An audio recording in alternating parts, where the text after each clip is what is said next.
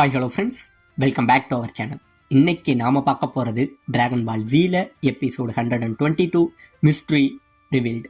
So starting சீன்லயே போன தடவையே நம்ம கோகு வந்தா பார்த்தீங்களா, அப்படி பூமிக்கு வர இதை சுற்றி உள்ள ஃப்ரெண்ட்ஸ் எல்லாம் பார்த்துட்டு பயங்கரமாக ஹாப்பி ஆகிறானுங்க. ஹாப்பியாக உடனே நம்ம கோகு என்ன கேட்குறான், ஃப்ரெண்ட்ஸ் நான் எப்படி இந்த இடத்துக்கு வருவேங்கிறது உனக்கு தெரியும் அப்படின்னு கேட்க, உடனே நம்ம புல்மா என்ன சொல்றா, கோகு நீ இந்த இடத்துக்கு வர போறங்கிறத இந்த வந்தாம்பத்தியா இந்த பையன் இவன் தான் எங்க கிட்ட சொன்னாங்கிற மாதிரி நம்ம புல்மா சொல்ல, உடனே நம்ம கோகு அவனை பார்த்துட்டு ஆமா இந்த பையன் யாரு அப்படிங்கிற மாதிரி கேட்க, இல்ல இவங்களுக்கெல்லாம் பயங்கரமான ஷாக்குங்க. என்ன கோகு இப்படி சொல்ற, ஏன்னா இவன் ஃப்ரீசாவை அழிச்சதா இருக்கு, நீ வரதெல்லாம் கரெக்டா சொன்னோன்னே எனக்கு தெரிஞ்சு இவன் உன்னோட ஃப்ரெண்டா இருப்பான் அப்படின்னு நாங்க நினைச்சோங்கிற மாதிரி எல்லாம் சொல்ல, இப்பதாங்க நம்ம கோகு சொல்றான், எனக்கு தெரிஞ்சு நான் இந்த இடத்துக்கு வரங்கிறத ஃப்ரீசா மட்டும்தான் கண்டுபிடிச்சிருக்கணும். அவனால என்னோட பவரை எப்படியோ சென்ஸ் பண்ணியிருக்கான், அதனாலதான் அவன் கரெக்டா பூமிக்கு வந்திருக்கான். அதை தெரிஞ்சுக்கிட்டு தான் ஃப்ரீசாவை ஃபாலோ பண்ணிக்கிட்டு நான் வந்துகிட்டு இருந்தேங்கிற மாதிரி நம்ம கோகு சொல்ல, சரி அது இருக்கட்டும்பா, இப்ப ஃப்ரீசா எங்க, அவன் எங்கங்கிற மாதிரி நம்ம கோகு கேட்க, ஃப்ரீசாவை கொன்னுட்டான் அப்படின்னு சொல்ல இவனுக்கு பயங்கரமான ஷாக்கு. என்னது ஃப்ரீசாவை கொன்னுட்டாங்களா, யாருடா கொண்டது, வெஜிடா நீ கொன்னியா, பிக்கலோ நீ கொன்னியா,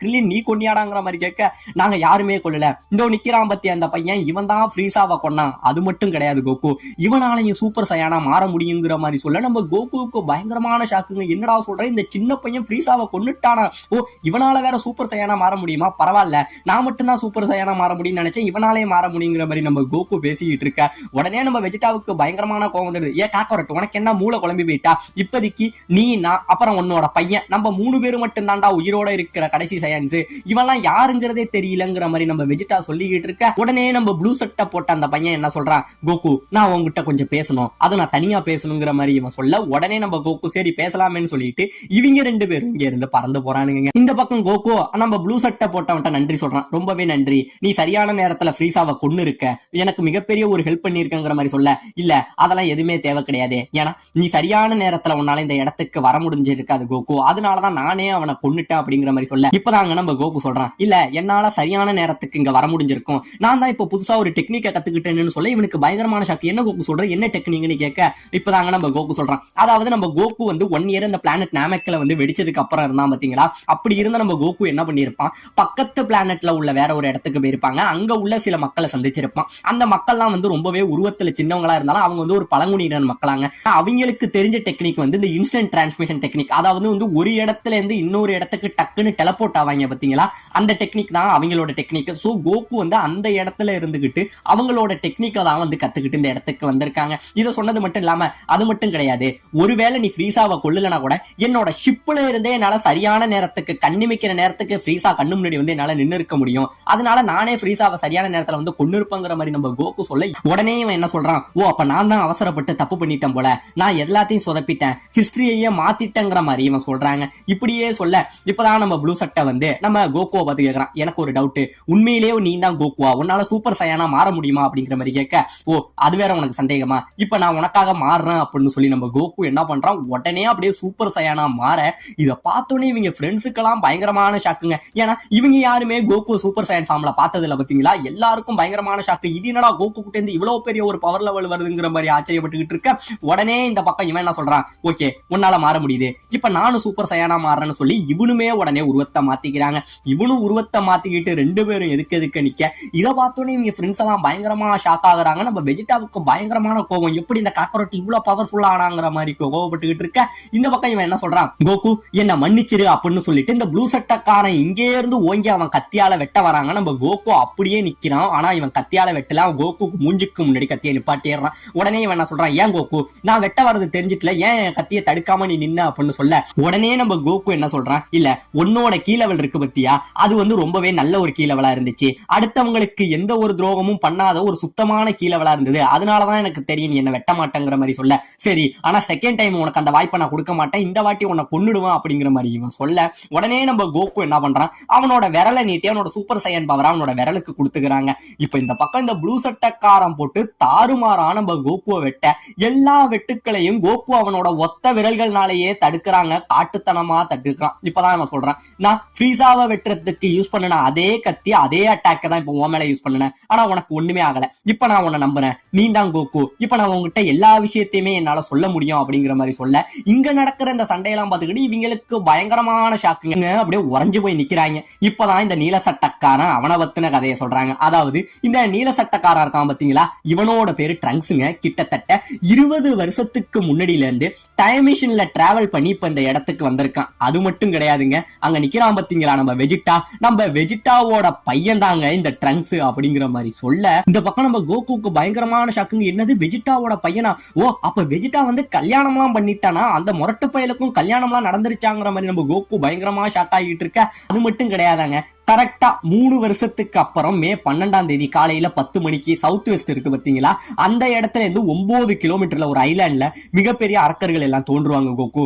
அவங்க எல்லாரையுமே நீங்க கொல்லணும் அப்படிங்கிற மாதிரி கேட்க உடனே நம்ம கோகு கேட்கறான், யார சொல்ற, அவங்க என்ன அவ்வளவு பெரிய அரக்கர்களா அப்படின்னு கேட்க இப்பதாங்க அந்த கதையை சொல்றான். அதாவது டாக்டர் ஷிரோ, அதாவது ரெட் ரிப்பன் ஆர்மியில உள்ள இந்த ரொபாட்டிக்ஸ் எல்லாம் இதுக்கு முன்னாடி உருவாக்கி அனுப்பிட்டு இருந்தாரு பாத்தீங்களா, அதை உருவாக்குற அந்த டாக்டர் தான் இந்த விஷயத்தையும் உருவாக்குனாரு அப்படிங்கிற மாதிரி நம்ம ட்ரங்க்ஸ் சொல்ல உடனே நம்ம கோகு ஷாக்கு, என்னது ரெட் ரிப்பன் ஆர்மி, அவங்கள தான் நான் ஏற்கனவே அழிச்சிட்டேனே அப்படிங்கிற மாதிரி இவன் சொல்ல இவங்க 2 பேரும் பேசிக்கிட்டு இருக்க. இந்த பக்கம் இவங்க எல்லாரும் இது என்ன பேசிக்கிறாங்கன்னே புரியாம நின்னுகிட்டு இருக்காங்க. அப்பதான் நம்ம கோகு சொல்றான், அவங்கள நான் ஆல்ரெடி அழிச்சிட்டேன் ட்ரங்க்ஸ், நீ யாரை பத்தி பேசுற அப்படின்னு சொல்ல இப்பதாங்க இந்த கதையை சொல்றான். அதாவது கோகு வந்து ரெட் ரிப்பன் ஆர்மியை முழுக்கவே புந்து அழிச்சிருப்பான். அப்படி அழிக்கும் போது ஷிரோ மட்டும் தான் உயிர் பொழைச்சிருக்காங்க. அப்படி உயிர் பொழைச்சவர் தான் வந்து அந்த 2 மான்ஸ்டர்ஸை வந்து உருவாக்கி இருக்காரு அப்படிங்கிற அந்த கதையை சொல்ல உடனே நம்ம கோகு என்ன சொல்றான், ஓ அப்ப அதுல அவர் மட்டும் தான் உயிர் பொழைச்சதா, இப்ப அவர் எங்க இருக்காரு அப்படிங்கிற மாதிரி கேட்க, இல்ல கோகு கடைசியா ஷிரோவுமே அவர் உருவாக்கின அந்த மான்ஸ்டர்ஸ் மூலமா செத்துட்டாரு. ஆண்ட்ராய்ட்ஸ்னா வேற எதுவும் கிடையாதுங்க, மனுஷன் பாதி மிஷின் பாதிங்கிற மாதிரி சைபார்க் சொல்லுவோம் தெரியுங்களா, அதை தான் வந்து இதுல வந்து இவங்க ஆண்ட்ராய்டுன்னு சொல்றாங்க. அந்த ஆண்ட்ராய்டு ரோபோக்களை வந்து இவர் உருவாக்கி இருக்கிறாங்க.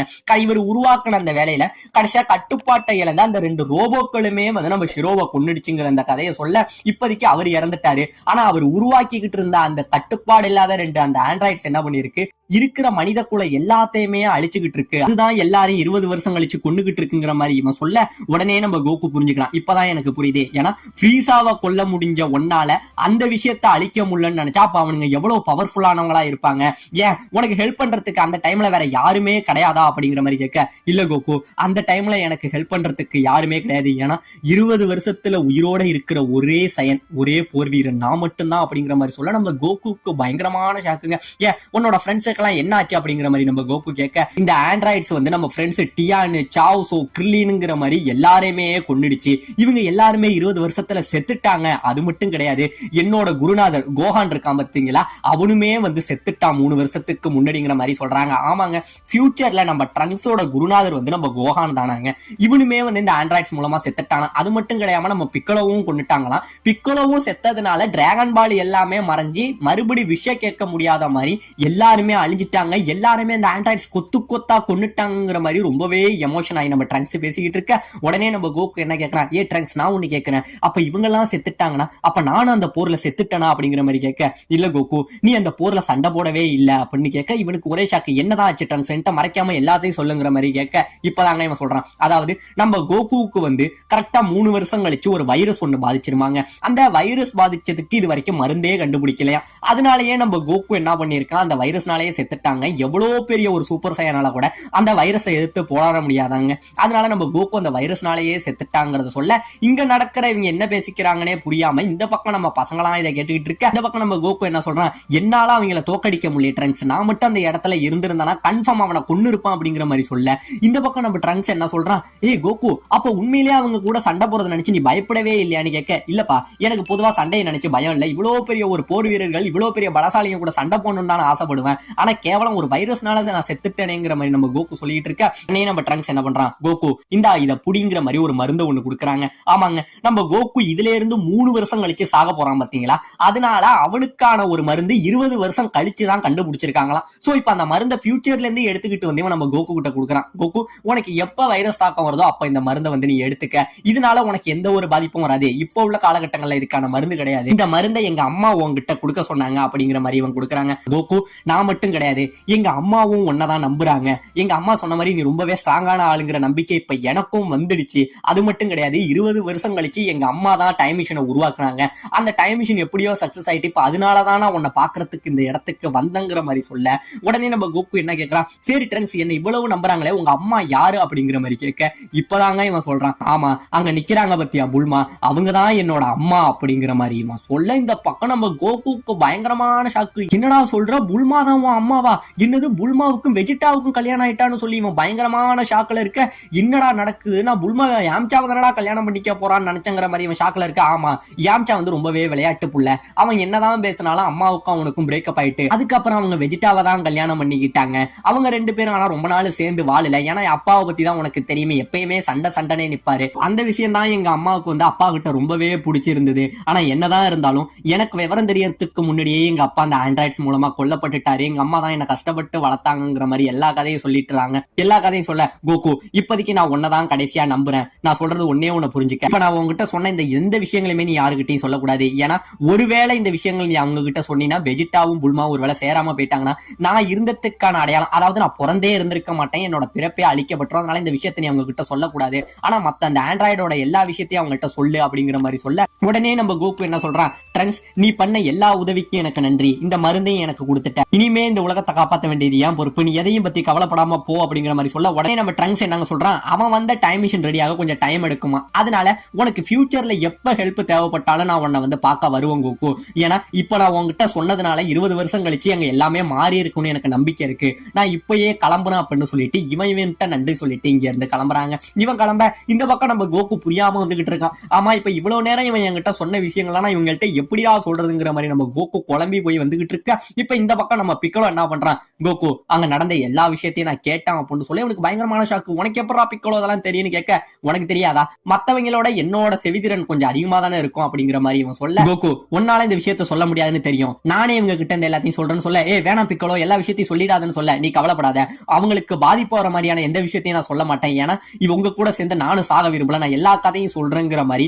இப்பதாங்க நம்ம ட்ரங்க்ஸ் வந்து சொன்னாங்க பத்திக்கலாம் இந்த கதை. இப்பதாங்க இந்த கதை எல்லாத்தையுமே நம்ம பிக்கலோ என்ன பண்றான், இவங்க ஃப்ரெண்ட்ஸ் எல்லாருகிட்டயுமே சொல்றாங்க, அதாவது இன்னும் 3 வருஷம் கழிச்சு அவன் வர போறாங்க, அதுக்கு முன்னாடி நம்ம எல்லாருமே ட்ரைனிங் எடுக்கணுங்கிற மாதிரி சொல்றாங்க, நீங்க எப்படி வேணுமோ பண்ணுங்க, இதை நம்பினாலும் சரி நம்பலனாலும் சரி, நான் இப்பயே என்னோட ட்ரைனிங் ஸ்டார்ட் பண்ண போறேங்கிற மாதிரி நம்ம பிக்கலோ சொல்ல, இப்ப எல்லாருமே வந்து அந்த போருக்காக ரெடி ஆகிட்டு இருக்காங்க. அந்த டைம்ல கரெக்டா போன நம்ம ட்ரங்க்ஸ் இருக்கான் பாத்தீங்களா, அவன் அந்த டைம் மிஷின்ல அங்கேயே இருந்து வராங்க. வந்தவன் கீழே வெஜிடாவை பாக்குறான். ஏன்னா 20 வருஷத்துக்கு அப்புறம் அவங்க அப்பா இறந்துடுறாரு, அவனுக்கு அவங்க அப்பாவோட பாசம் கிடைக்கவே இல்லை. அதனால இந்த இடத்துல நம்ம ட்ரங்க்ஸ் நம்ம வெஜிடாவை பார்த்து பேசுறாங்க, அப்பா நான் உங்களுக்காக வெயிட் பண்ணிட்டு இருப்பேன், இப்ப நான் மறுபடியும் என்னோட காலகட்டத்துக்கு போறேன், அப்பா தயவு செஞ்சு செத்துறாதீங்கப்பா அப்படிங்கிற மாதிரி வெஜிடாவை பார்த்து மனசுல நினைச்சுக்கிட்டு இருக்க. இந்த பக்கம் நம்ம புல்மா இருந்தா பாத்தீங்களா, அவங்கள பார்த்து அம்மா நீங்களும் நல்லா இருப்பீங்கன்னு நான் நினைக்கிறேன், உங்களுக்கும் எதுவும் ஆகக்கூடாது, நான் இப்ப கிளம்புறேன், நான் வந்த வேலை முடிஞ்சுட்டு அப்படின்னு சொல்லிட்டு இந்த இடத்துல நம்ம ட்ரங்க்ஸ் மறைஞ்சு போறாங்க.